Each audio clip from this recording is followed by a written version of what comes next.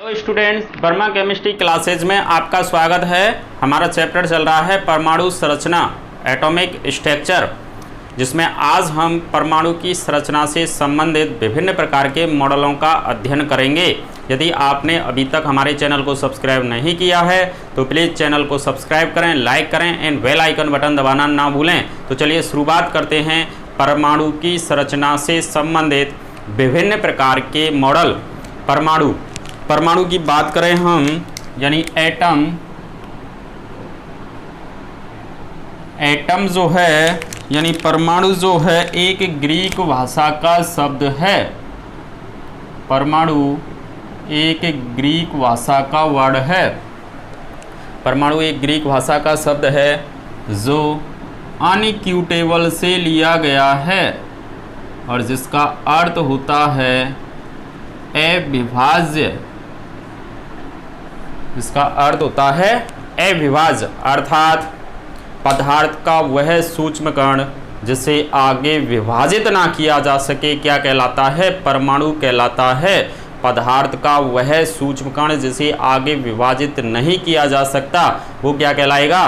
परमाणु कहलाएगा। जैसे हम बात करें कि मेरे हाथ में चौक होता है एक, उस चौक को मैं टुकड़े करता, तोड़ता जाता तो एक स्थिति ऐसी आती कि मैं उसके टुकड़े नहीं कर सकता। वो सबसे जो सूक्ष्म अवस्था है वो क्या कहलाएगा? परमाणु। पदार्थ की सबसे जो सूक्ष्म अवस्था है वो क्या है? परमाणु है। यानी परमाणु की बात कर रहे हैं हम, यानी एटम जो है एक ग्रीक भाषा का शब्द है। परमाणु जो है एक ग्रीक भाषा का शब्द है जो किससे लिया गया है? अनइक्विटेबल से लिया गया है, जिसका अर्थ होता है क्या? अविभाज्य।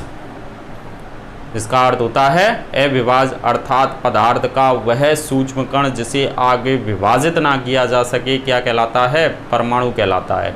अब इस परमाणु की डेफिनेशन के लिए सबसे पहले जो आया था वो था महर्षि कणाद। महर्षि कणाद कोई वैज्ञानिक नहीं था, एक दार्शनिक था, फिलोसफर था। इसने पहले ही भविष्यवाणी कर दी थी कि पदार्थ की जो सबसे सूक्ष्म अवस्था होगी उसे क्या कहा जाएगा? परमाणु कहा जाएगा। यानी हम बात कर रहे हैं महर्षि कणाद। महर्षि कणाद ये एक फिलोसफर था, यानी दार्शनिक था, और इसने क्या कहा था? पदार्थ की सबसे सूक्ष्म अवस्था को, पदार्थ की सबसे सूक्ष्म या सूक्ष्मतम कह दें, सूक्ष्मतम अवस्था को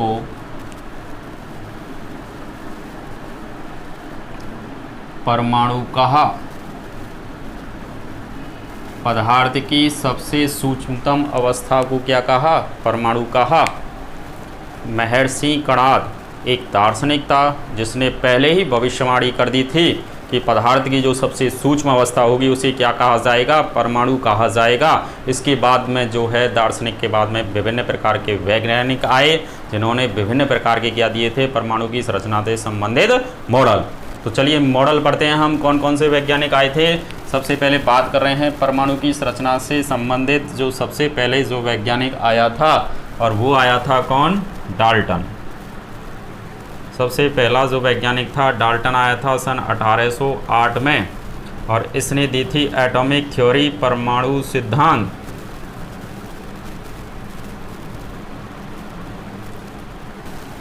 परमाणु की संरचना को समझाने के लिए सबसे पहला जो वैज्ञानिक आया था वो आया था डाल्टन सन 1808 में, और जिसने दिया था एटॉमिक थ्योरी, परमाणु सिद्धांत। तो परमाणु सिद्धांत दिया था किसने? डाल्टन ने। अब इसका कथन क्या था, क्या कहा था डाल्टन ने? देखिए, जो महर्षि कणाद ने कहा है उस बात को ही ये घुमा के कह रहा है, दोनों का मतलब एक ही है। महर्षि कणाद ने क्या कहा था कि पदार्थ की सबसे सूक्ष्म जो अवस्था है उसको क्या कहते हैं अपन? परमाणु। अब डाल्टन क्या कह रहा है? देखिए, डाल्टन कह रहा है कि प्रत्येक पदार्थ, ये कोई पदार्थ है, हम कह रहे हैं प्रत्येक पदार्थ अनेक छोटे छोटे कणों से मिलकर बना होता है। प्रत्येक पदार्थ अनेक छोटे छोटे कणों से मिलकर बना होता है। इन छोटे छोटे कणों को ही हम क्या कह देते हैं? परमाणु कहते हैं। प्रत्येक पदार्थ अनेक छोटे छोटे कणों से मिलकर बना होता है। इन छोटे छोटे कणों को क्या कहते हैं? हम परमाणु कहते हैं। एक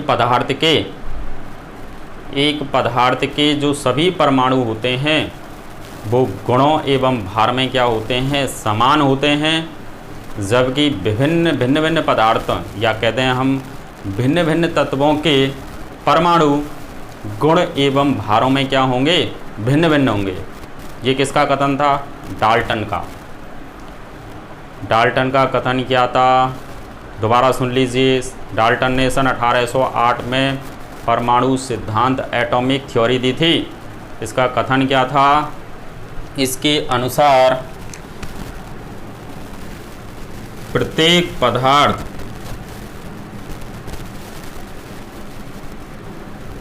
अनेक छोटे छोटे कणों से मिलकर बना होता है।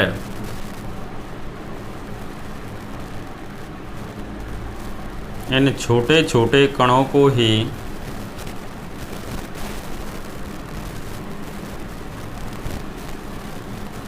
क्या कहते हैं? परमाणु कहते हैं। दूसरा कह रहे थे कि एक ही तत्व के सभी परमाणु गुण एवं भार में समान होते हैं। जबकि भिन्न भिन्न तत्वों के परमाणु भार एवं गुणों में भिन्न भिन्न होते हैं। ये किसका मत था? डाल्टन का। यानी ये डाल्टन का सिद्धांत था। डाल्टन के बाद में जो अगला जो वैज्ञानिक आया था वो आया था थॉमसन या टॉमसन कहते हैं हम। दूसरा जो वैज्ञानिक आया है वो है थॉमसन या जिसको हम टॉमसन भी कहते हैं। इलेक्ट्रॉन की खोज भी थॉमसन ने ही की थी, सर जे थॉमसन। तो थॉमसन आया दूसरा वैज्ञानिक और इसने दिया था प्लम पुडिंग मॉडल। थॉमसन ने क्या दिया था? Plum pudding model.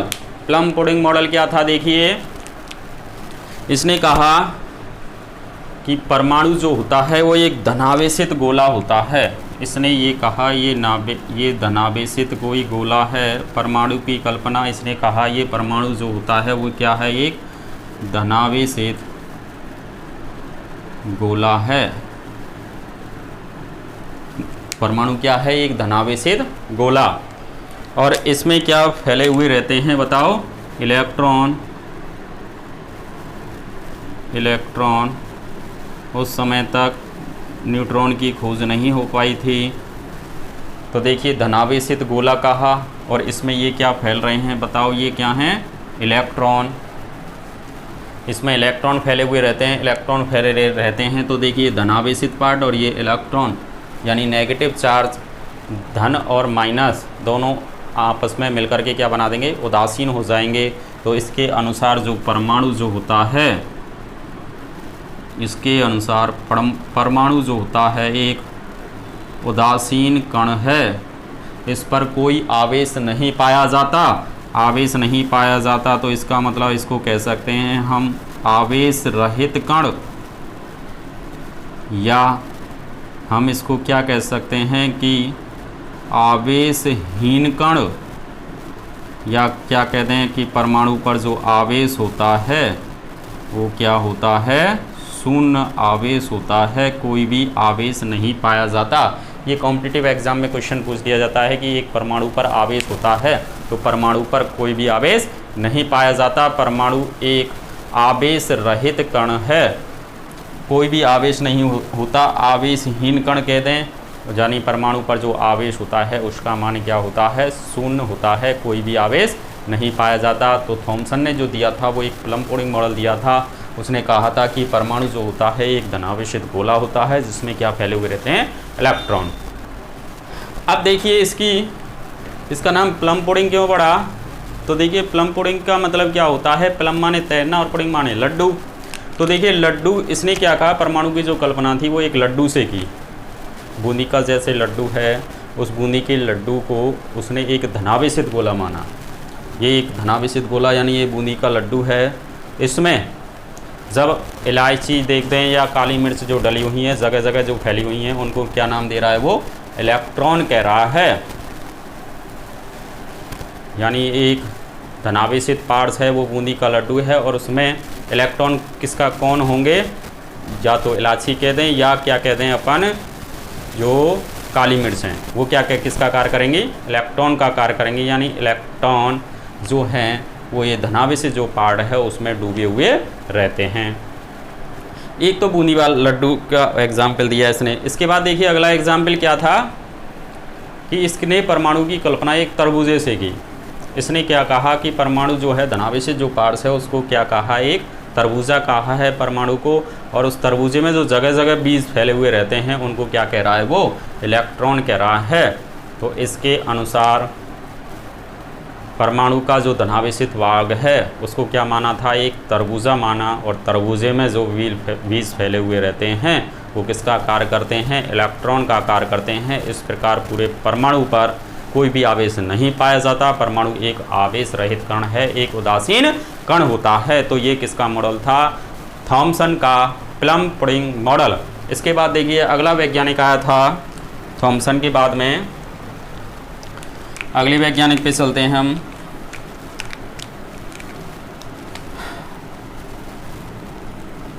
उसके बाद में आया था रदरफोर्ड, और रदरफोर्ड ने किया था स्वर्णपत्र प्रयोग। रदरफोर्ड ने दिया था स्वर्णपत्र प्रयोग, इसको हम डिटेल में पढ़ेंगे अभी। रदरफोर्ड के बाद जो वैज्ञानिक आया था वो नील्स बोर आया था। नील्स बोर, इसको भी हम डिटेल में पढ़ेंगे। नील्स बोर के बाद में कौन आया, सोमरफील्ड। सोमरफील्ड के बाद जो अगला वैज्ञानिक आया था वो कौन आया था, डी ब्रोगली।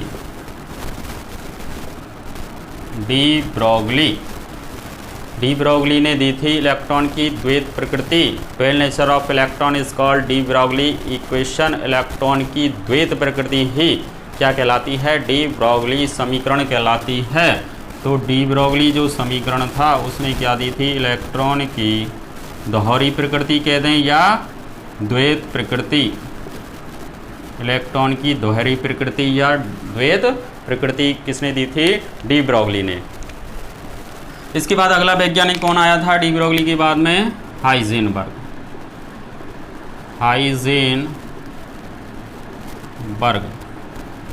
इस हाइजेनबर्ग ने दिया था अनिश्चितता का सिद्धांत।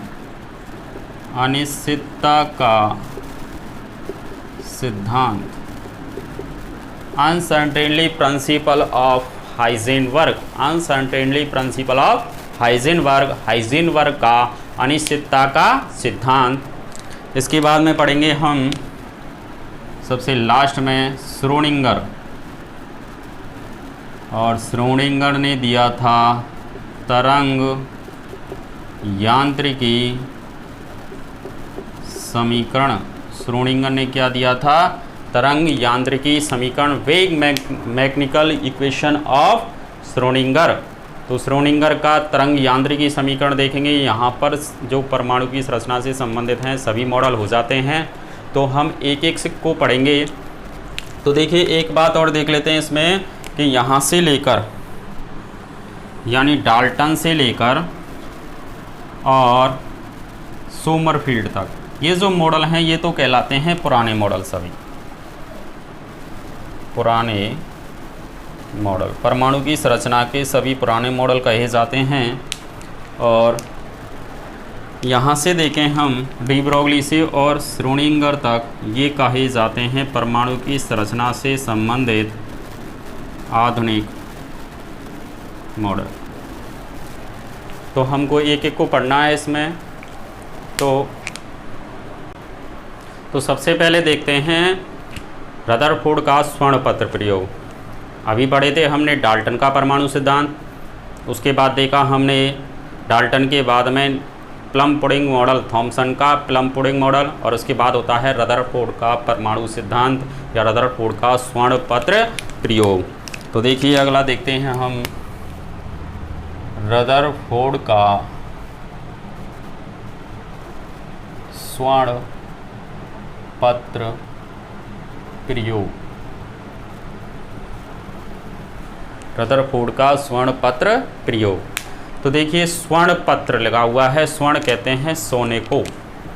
स्वर्ण किसको कहते हैं? सोने को। इसमें स्वर्ण शब्द आया है, पत्र का मतलब एक परत है, सोने की एक परत लेना है हमको, एक पतली पन्नी लेनी है। स्वर्ण यानी सोने का ही इसने रदरफोर्ड ने, पहली बात तो यही क्वेश्चन आएगा कि इसने सोने की ही पतली पन्नी क्यों की, यानी सोडियम जो तत्व था यानी परमाणु था उस पर ही इसे प्रयोग क्यों किया। तो क्यों किया था? देखिए कि सोना जो होता है सबसे प्रत्यास्थ धातु है। 118 तत्वों में सोना जो होता है वो सबसे प्रत्यास्थ धातु है। सोने के 1 ग्राम सोने से 2 किलोमीटर लंबा क्या बनाया जा सकता है? तार बनाया जा सकता है। इतना प्रत्यास्थ होता है, टूटेगा नहीं। 1 ग्राम सोने को खींचा जाए, प्रत्यास्थता का गुण कहते हैं इसको, खींच करके अपनी पूर्व स्थिति में आना, यानी प्रत्यास्थता का जो गुण है सबसे ज़्यादा किस में पाया जाता है? सोने में पाया जाता है। यदि हम 1 ग्राम सोने को खींचते जाएं तो 2 किलोमीटर लंबा क्या बनाया जा सकता है? तार बनाया जा सकता है। तो जब हम प्रयोग करेंगे इसमें, हम बौछार करने वाले हैं एल्फा कणों की, एल्फा कणों की। तो एल्फा जब कण इस पर डालेंगे, एल्फा कणों की जो बौछार कराएंगे, एल्फा कणों की जो बौछार है यानी रेडियोमैग्नेटिक रेडिएशन होती हैं, ये विद्युत चुम्बकीय किरणें होती हैं, सूर्य का प्रकाश है एक तरह से। जब ये किरणें सोने की पतली पन्नी पर गिरेंगी तो ये क्या होंगी? आसानी से पार हो सकती हैं, क्योंकि ये क्या होगी? सबसे पतली परत बनने वाली है, प्रत्यास्थता का गुण इसमें पाया जाएगा, जो हमारा प्रयोग होगा वो इजीली हो जाएगा। तो सोने का पतली पन्नी ली थी क्योंकि सोना जो होता है सबसे प्रत्यास्थ धातु होता है। तो रदरफोर्ड का स्वर्ण पत्र प्रयोग क्या था कि रदरफोर्ड ने परमाणु की संरचना को समझाने के लिए एक सोने की पतली पन्नी ली। तो ये देखिए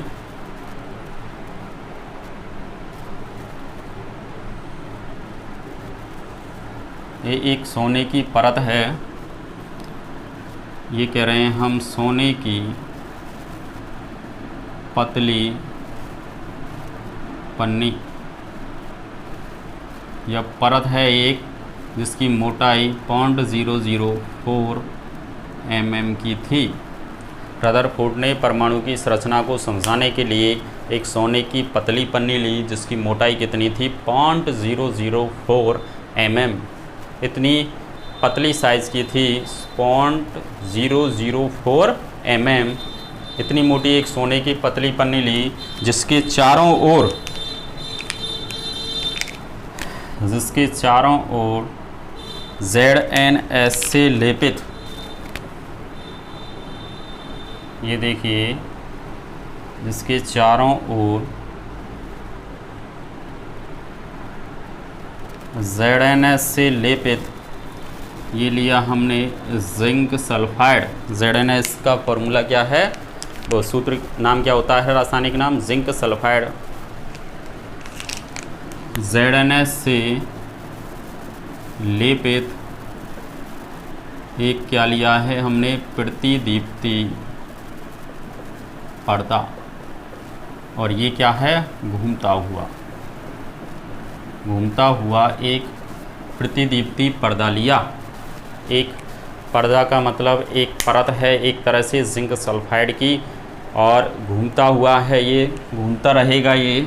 और प्रतिदीप्ति का मतलब क्या होता है कि अंधेरे में चमक उत्पन्न करने का गुण जो किसी में पाया जाता है उसको बोलते हैं हम दीप्ति, अंधेरे में चमक उत्पन्न करने का गुण क्या कहलाता है? प्रतिदीप्ति या स्फुरदीप्ति कहलाता है। अब ये देखिए, यहाँ से जब हम अल्फा कण भेजेंगे तो ये जिंक सल्फाइड से लेपित है। इस जिंक सल्फाइड का कलर कैसा होता है? काला कलर का होता है। और चूंकि हम जब प्रकाश की जब किरणें डालेंगे वो वाइट कलर की होती हैं, वो वाइट जो कलर की हैं वो काले कलर पर इजीली शो हो जाएंगी, यानी दिखाई दे जाएंगी और हमारा प्रयोग सक्सेस हो जाएगा। इसलिए हमने ये क्या लिया है? जिंक सल्फाइड का लेप किया हुआ है इस पर, यानी ये ZnS से लेपित एक प्रतिदीप्ति पर्दा है। तो इस पर किसका लेप हो रहा है बताइए? ZnS का। और जिंक सल्फाइड का कलर कैसा होता है? ब्लैक कलर का होता है। ये ZnS से लेपित एक प्रतिदीप्ति क्या है? पर्दा है। इसके बाद हमने क्या किया? इस पर अल्फा कणों की क्या करा दी बताओ? बौछार। तो ये देखिए, यहाँ से क्या आए? ये अल्फा कण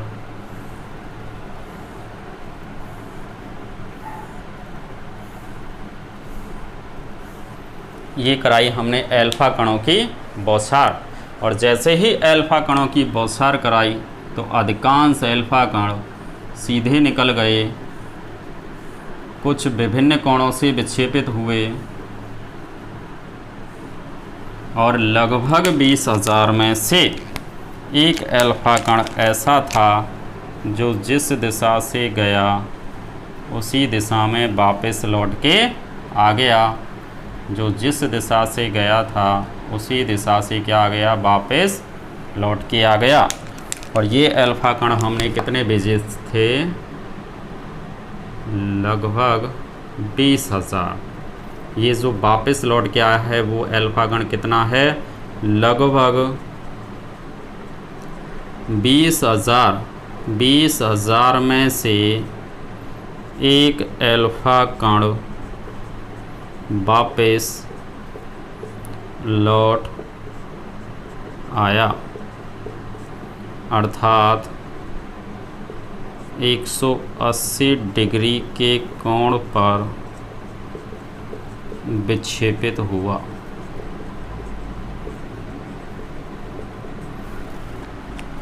कितने पर? लगभग 180। जब सीधी कोई जाएगा और उसी लाइन पे आ गया तो इसका मतलब कितने डिग्री का कोण बनना है? 180 का, 180 डिग्री का। तो रदरफोर्ड ने क्या किया था? परमाणु की संरचना को समझाने के लिए एक सोने की पतली पन्नी ली जिसकी मोटाई 0.004 mm थी। उसके बाद उसने एक ZnS से लेपित एक प्रतिदीप्ति घूमता हुआ एक पर्दा लगाया। उसके बाद उसने क्या करा दी थी? अल्फा कणों की बौछार। ये क्या हैं? अल्फा कण। और अल्फा कण क्या होते हैं? हीलियम के +2 नाभिक होते हैं जिन पर क्या होता है? धन आवेश, द्वय धनात्मक नाभिक होता है। किसका? हीलियम का। यानी इस पर धनावेशित कण होते हैं, हीलियम धनावेश होता है अल्फा कण पर। अब यहाँ पर अल्फा कण भेज रहे हैं हम जिन पर कौन सा आवेश है? धनावेश। जैसे ही अल्फा कणों की बौछार कराई तो उसने देखा कि अधिकांश जो अल्फा कण हैं वो सीधे निकल गए, कुछ विभिन्न कोणों से विक्षेपित हुए और लगभग 20,000 में से एक अल्फा कण ऐसा था जो जिस दिशा से गया उसी दिशा में वापस लौट के आ गया। इससे रदरफोर्ड ने क्या निष्कर्ष निकाले कि परमाणु का अधिकांश भाग खोखला है। परमाणु का अधिकांश भाग क्या है? खोखला। और परमाणु के केंद्र में कोई भारी धनावेशित कण है जिसके कारण एक अल्फा कण था वो वापस लौट के आ गया। और इस धनावेशित कण को हम क्या कहते हैं? नाभिक। और इस नाभिक में दो चीज़ें पाई जाती हैं, प्रोटॉन और न्यूट्रॉन।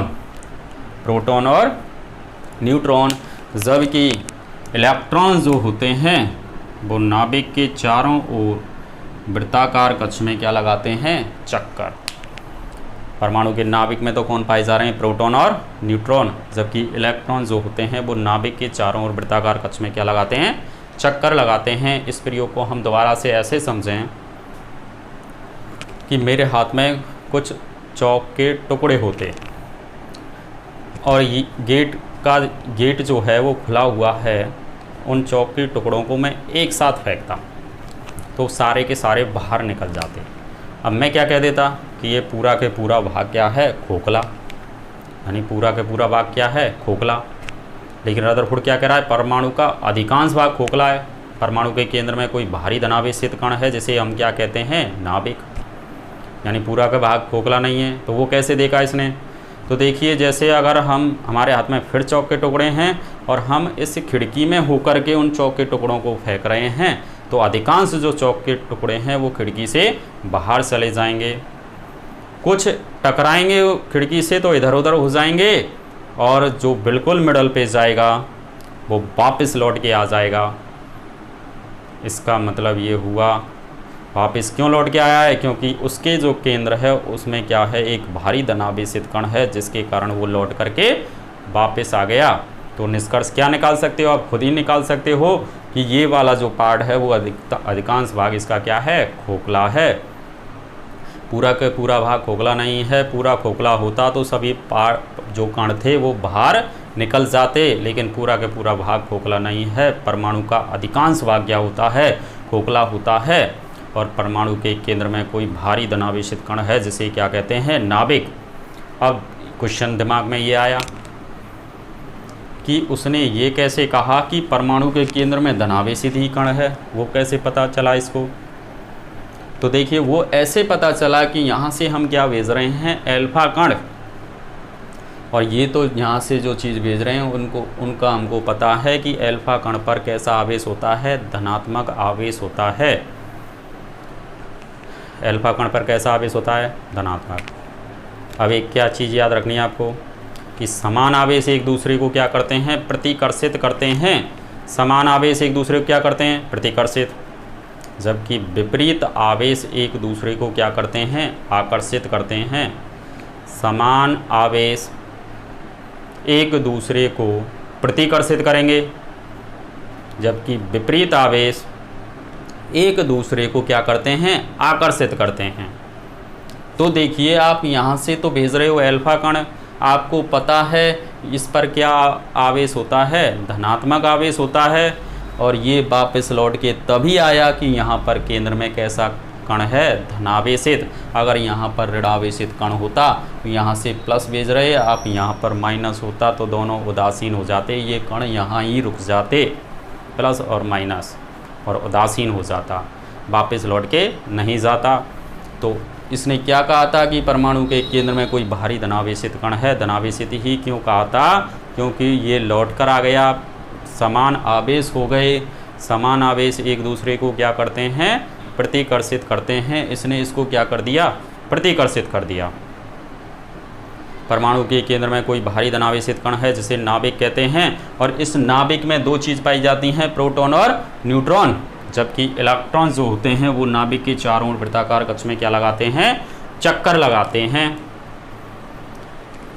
इलेक्ट्रॉन नाभिक के चारों ओर चक्कर लगा रहे हैं। तो देखिए यहाँ पर एक बात कर रहे हैं हम, प्रोटॉन और न्यूट्रॉन, इन दोनों का जो योग है वो क्या कहलाता है, न्यूक्लियॉन कहलाता है। एक नई डेफिनेशन न्यूक्लियॉन की, यानी न्यूक्लियॉन क्या होता है, प्रोटॉन और न्यूट्रॉन का योग क्या कहलाएगा, न्यूक्लियॉन कहलाएगा।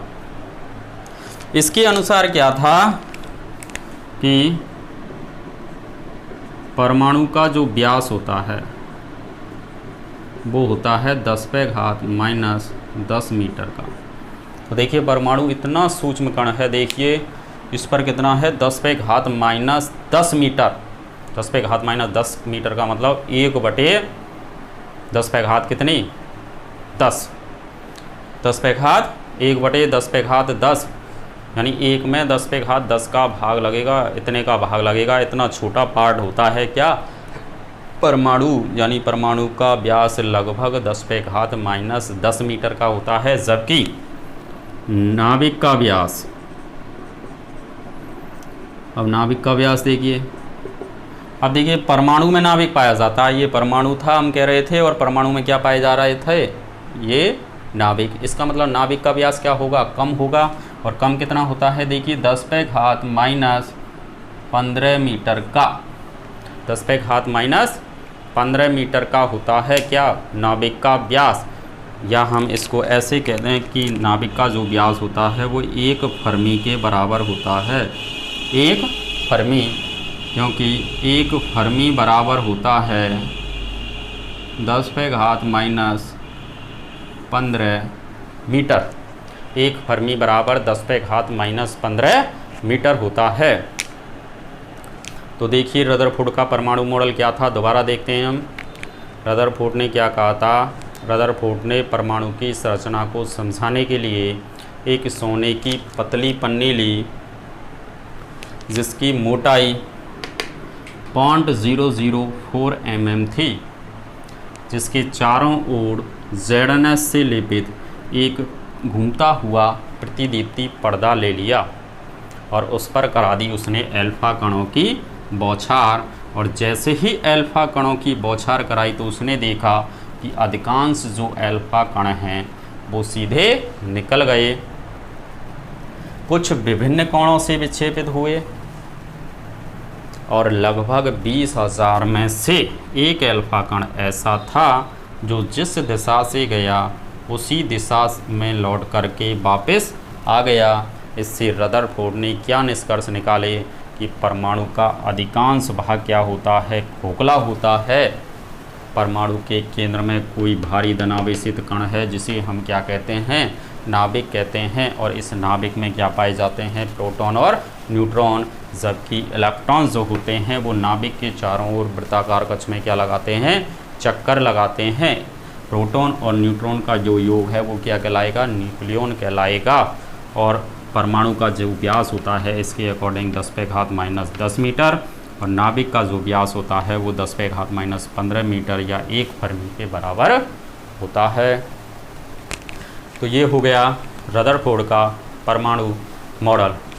यानी दोबारा देख लेते हैं इसको एक बार कि रदरफोर्ड ने क्या कहा था। रदरफोर्ड ने परमाणु की संरचना को समझाने के लिए एक सोने की पतली पन्नी ली जिस पर उसने क्या किया, जिसके चारों ओर क्या किया, ZnS से लेपित एक प्रतिदीप्ति घूमता हुआ एक पर्दा लगाया और उस पर करा दी अल्फा कणों की बौछार। जैसे ही अल्फा कणों की बौछार कराई तो उसने देखा कि अधिकांश अल्फा कण क्या हो गए, सीधे निकल गए, कुछ विभिन्न कोणों से विक्षेपित हुए और लगभग 20,000 में से एक अल्फा कण ऐसा था जो जिस दिशा से गया उसी दिशा में वापस लौट के आ गया।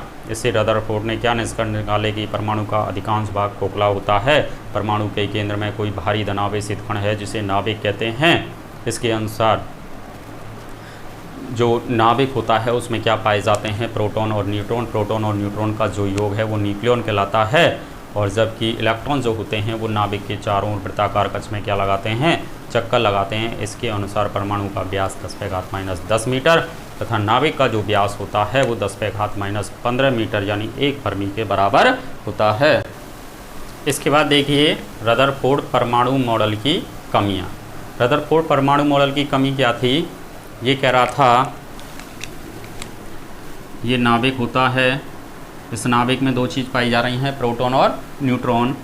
जबकि इलेक्ट्रॉन जो होते हैं वो नाभिक के चारों ओर वृत्ताकार कक्ष में क्या लगाते हैं, चक्कर लगाते हैं। इलेक्ट्रॉन नाभिक के चारों ओर वृत्ताकार कक्ष में क्या लगा रहे हैं, चक्कर।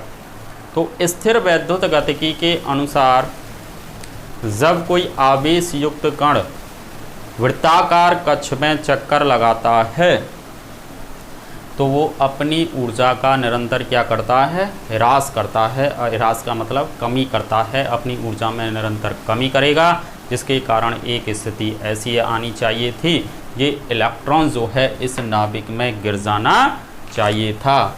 ये इलेक्ट्रॉन इस नाभिक में गिर जाना चाहिए था। और वैसे भी हम देखें इलेक्ट्रॉन पर होता है माइनस का चार्ज, ऋणात्मक आवेश, जबकि नाभिक पर क्या है, धनावेश होता है। विपरीत आवेश हैं, एक दूसरे को क्या करेंगे, आकर्षित करेंगे। ये नाभिक इस इलेक्ट्रॉन को अपनी ओर खींचेगा क्योंकि क्या है, विपरीत आवेश। तो निरंतर ऊर्जा के ह्रास के कारण निरंतर जब ऊर्जा की इसकी कमी होगी इलेक्ट्रॉन की, तो ये इलेक्ट्रॉन इस नाभिक में गिर जाना चाहिए था, लेकिन ऐसा नहीं होता। इसकी व्याख्या करने में रदरफोर्ड क्या रहा, असफल रहा, क्योंकि ये इलेक्ट्रॉन तो नाभिक के चारों ओर वृत्ताकार कक्ष में हमेशा क्या करता रहता है, घूमता रहता है। और ऊर्जा का मान क्या होना चाहिए था, कम होना चाहिए था। जैसे आप खुद ही देखें, आप क्या करें, गोल गोल घूमो, गोल गोल जैसे ही घूमोगे थोड़ी देर के बाद में आपकी एनर्जी यानी ऊर्जा समाप्त हो जाएगी। और ऊर्जा जैसे ही समाप्त हो जाएगी तो आप क्या होगे, थक करके नीचे बैठ जाओगे। इसी प्रकार से स्थिर वैद्युत गतिकी के अकॉर्डिंग जब कोई आवेश युक्त कण यानी इलेक्ट्रॉन जब नाभिक के चारों ओर वृत्ताकार कक्ष में चक्कर लगाएगा तो निरंतर ऊर्जा का क्या होगा, ह्रास होगा, जिसके कारण एक स्थिति ऐसी आनी चाहिए थी, ये इलेक्ट्रॉन इस नाभिक में गिर जाना चाहिए था, लेकिन ऐसा नहीं होता। इसकी व्याख्या करने में रदरफोर्ड था वो असफल था। ये सबसे पहली कमी थी किसकी, रदरफोर्ड की। मैं दोबारा से बोल देता हूँ, पहली कमी क्या थी रदरफोर्ड की, कि जब आप लिख भी सकते हो कि जब इलेक्ट्रॉन नाभिक के चारों ओर वृत्ताकार कक्ष में चक्कर लगाता है तो स्थिर वैद्युत गतिकी के अनुसार इलेक्ट्रॉन अपनी ऊर्जा का निरंतर क्या करेगा, ह्रास करेगा। ह्रास का मतलब कमी करेगा, जिसके कारण एक स्थिति ऐसी आनी चाहिए थी ये इलेक्ट्रॉन इस नाभिक में गिर जाना चाहिए था, लेकिन ऐसा नहीं होता। इसकी व्याख्या करने में ये क्या था, असफल था। तो ये पहली कमी हो गई रदरफोर्ड की। दूसरी कमी क्या थी, सुनिए, लिख भी लेना आप। दूसरी कमी क्या थी कि निरंतर ऊर्जा के ह्रास से, जब कभी भी निरंतर ऊर्जा का ह्रास होगा तो जो स्पेक्ट्रम है वो सतत होना चाहिए था। निरंतर ऊर्जा के ह्रास से प्राप्त जो स्पेक्ट्रम है वो सतत होना चाहिए था। सतत का मतलब स्पेक्ट्रम ही जो रेखाएं हैं बनेंगी, हमने इस मॉडल में पढ़ेंगे, स्पेक्ट्रम ही जब रेखाएं बनेंगी तो उनके मध्य में जो गैप है वो बराबर बराबर होना चाहिए। यानी 1 सेंटीमीटर का गैप है तो सभी में ही कितना गैप आना चाहिए, 1-1 सेंटीमीटर का गैप ही आना चाहिए। तो निरंतर ऊर्जा के ह्रास से प्राप्त जो स्पेक्ट्रम है वो सतत होना चाहिए था, लेकिन ऐसा नहीं हुआ। इसकी व्याख्या करने में भी ये क्या था, असफल रहा था। तो रदरफोर्ड की ये हो गई दूसरी कमी। तो हमने इस वीडियो में क्या देखा, डाल्टन का परमाणु सिद्धांत, उसके बाद में देखा था थॉम्सन का फिल्म मॉडल, और फिर देखा रदरफोर्ड का स्वर्ण पत्र प्रयोग। धन्यवाद।